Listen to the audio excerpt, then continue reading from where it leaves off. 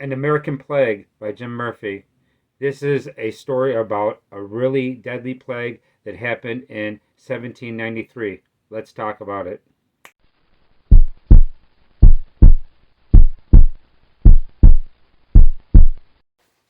Hello, everybody.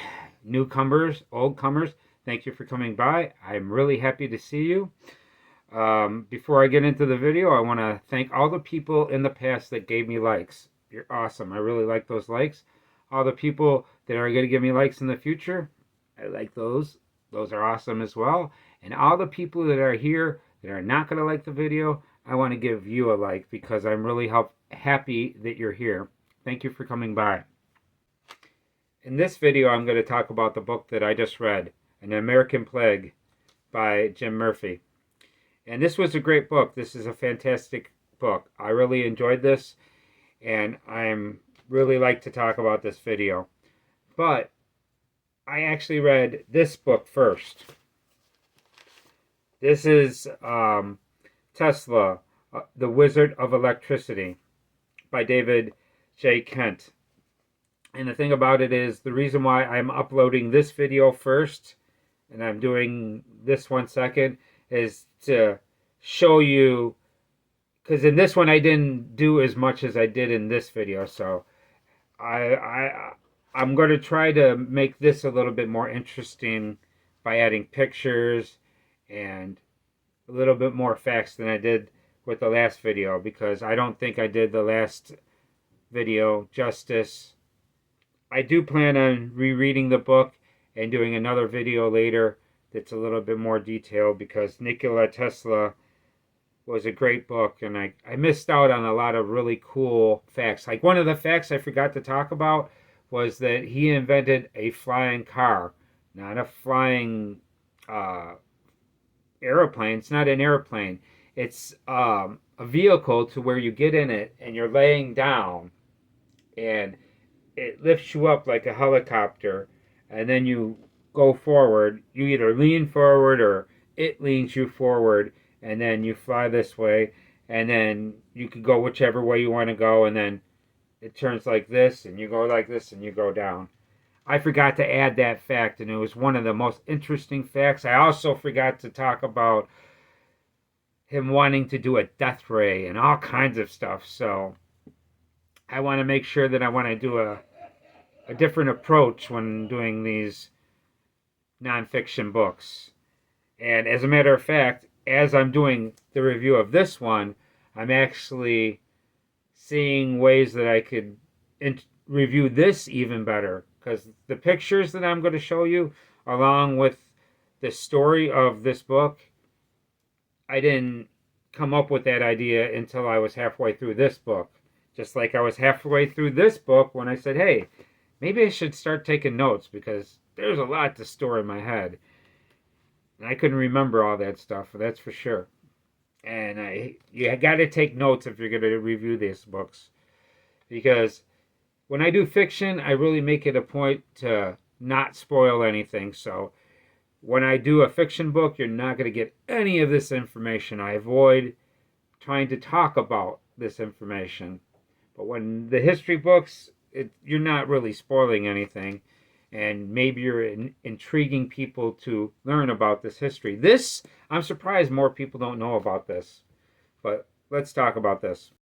Okay, this book starts out in Philadelphia. Pretty much this whole story is set in Philadelphia, and this is 1793, and the city of Philadelphia is not taken care of properly. It smells really bad. There's a lot of dead animals. They don't have a sewer system. And this is in August, and it's really hot.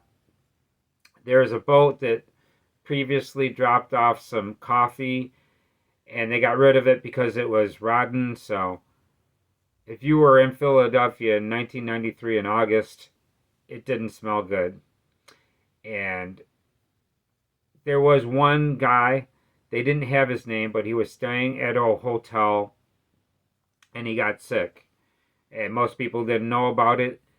At the same time, people were focusing on something else.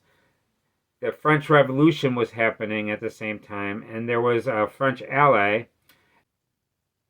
Edmund Gannett wanted help from George Washington, and George Washington didn't want to help him.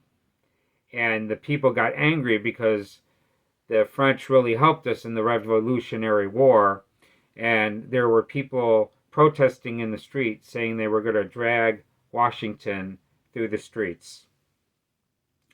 And then this guy gets sick at the same time, and that's how this book starts out. Then on chapter 2, we turn to Peter and Catherine. They're sick. They have 2 doctors looking at them. One is Dr. Hugh Hodge, and the other one is John Folk. And they're trying to figure it out, so they call Dr. Benjamin Rush in to help them. And they're trying to figure out what's happening with them, why they are sick. And I personally learned in this chapter there are many different fevers. There's jail fever, there's camp fever, there's eruptive military fever, and autumnal fever. And they do not know what to do. But Benjamin Rush really starts working on the problem. And this part is where I'm going to include a description that I read earlier. These are the symptoms of the American plague of 1793. The sickness begins with chills, a headache, and painful aching in the back, arms, and legs. A high fever develops, accompanied by constipation. This stage will last about 3 days, and then the fever will suddenly break, and the patient will seem to recover, but only for a few short hours. The next stage saw fever shoot up again. The skin and eyeballs will turn yellow as red blood cells were destroyed, causing bile pigment to accumulate in the body. Nose and gums and intestines begin bleeding, and the patient vomits stale black blood.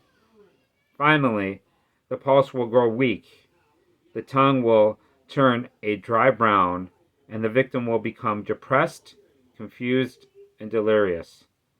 And not long after that, they will slowly die. Yes, this disease doesn't sound fun, does it? Okay. Now, the mayor of Philadelphia at the time, Matthew Clarkson, decided to stay. Now, this guy is very brave because everybody else was taking off and he was staying. At about this time, the bells start tolling like crazy because people are dying like crazy. Okay, the people were dying like crazy, and then the church bells were tolling, and the College of Physicians, most of the members didn't show up. And there was a lot of people just not coming to the city, and the city was falling apart. And most of the people that were left behind, pretty much all of them, were the poor people. And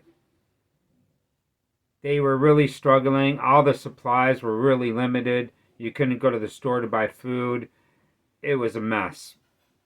And they turned Ricketts Circus into a makeshift hospital. And in this hospital, it ran out of room very quickly, so they moved over to Bush Hill. And things are really bad in the time. And people are just getting sicker and sicker, and the body count is building up. And then we turn to chapter 5. And this is where we get some heroes of the story. The Free African Society members, Absalom Jones and Richard Allen, with an army of black people, provided aid to Philadelphia. And the black people served people in crazy ways. They were moving bodies. They were getting thrown up on. They were getting treated very badly. this wasn't a good time, man. The people were getting sick like crazy. It was like a really bad time.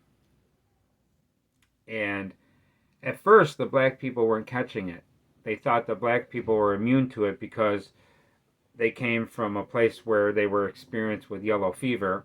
And that's what they were calling it at the time, but they still weren't sure what this disease was called.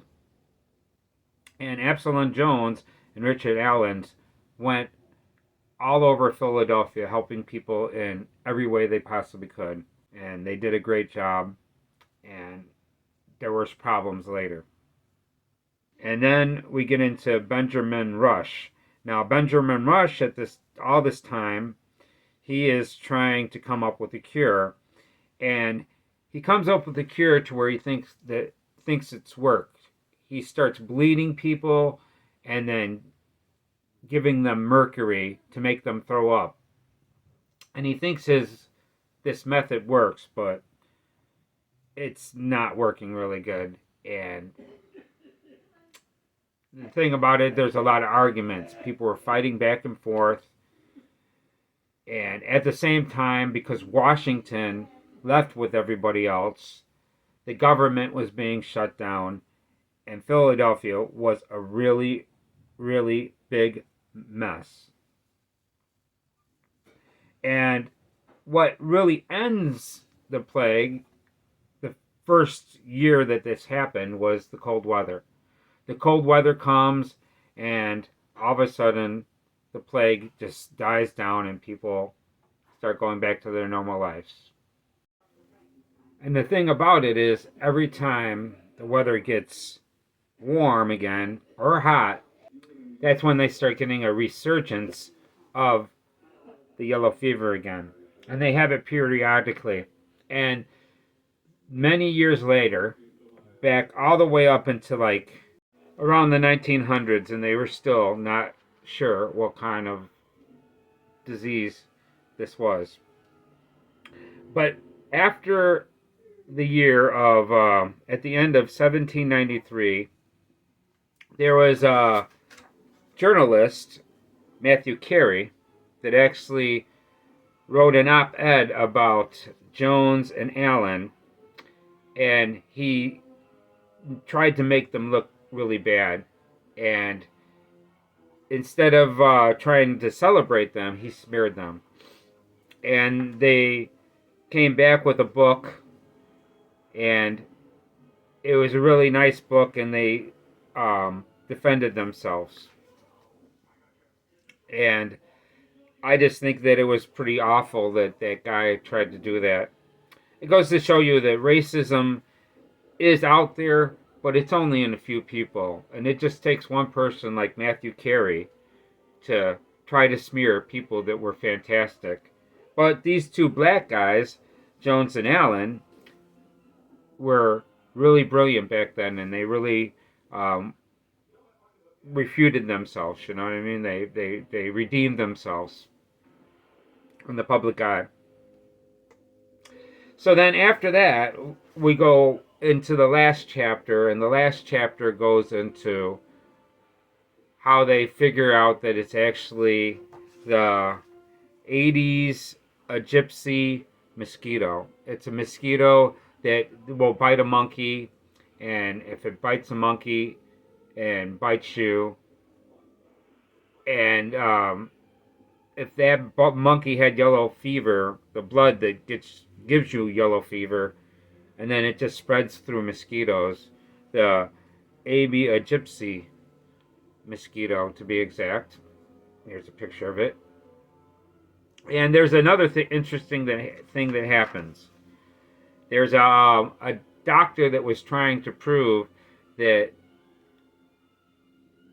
it was mosquitoes that was causing the disease. His name was Leazar. Leazar actually was trying to prove that it was the mosquitoes that were the things killing people. And as he was doing his experiments, he actually got bit by a mosquito, and he died. And by his death, there are two other doctors that actually proved the point by his death. James Carroll and Strades Argamante, I think that's how it's pronounced right. And later on, we found out that it is malaria. They did tests, and now we know that it's mosquitoes that cause yellow fever, you know. And it's a shame because if they would have figured that out a long time ago, because they thought it was all kinds of things. They thought it was the bad smell, but it turned out to be mosquitoes. Okay, so that's the review. This was a fantastic book. I really enjoyed this. Hopefully, I made the review a little interesting. Hopefully, I enjoyed this book a lot, though I don't know if this is a subject that a lot of people are interested in. It's a very grim subject, and I left out some of the grim things that I was going to say, but I figured not to.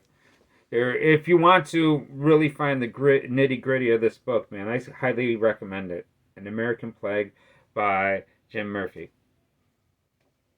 Okay, this is the part of the video where I want to tell you what's coming next. Now, I still have the review coming of the trilogy of the Shannara. Plus, I'm also going to review this book next. This is the book about Alexander Hamilton. I've already read a short story about Alexander Hamilton. This is probably going to be a lot more detailed. This looks like the same people that published the Tesla, the Wizard of Electricity. This is by Marie Raphael and Ray Raphael. I'm looking forward to reading this. And another thing before I go, I want you to check out the channels that I have listed here. And if you gave me a like in the past, I want to thank you. If you gave me a like in the future, I'm going to like those future likes. And if you did not give me a like, I want to give you a like. And thank you for being here because I really love you. I love us being together. I love to have you here. And I want to thank you for coming by. And I hope we can make some great videos in the future. I hope I get better so I can entertain you lovely people that come and visit me. See you next time.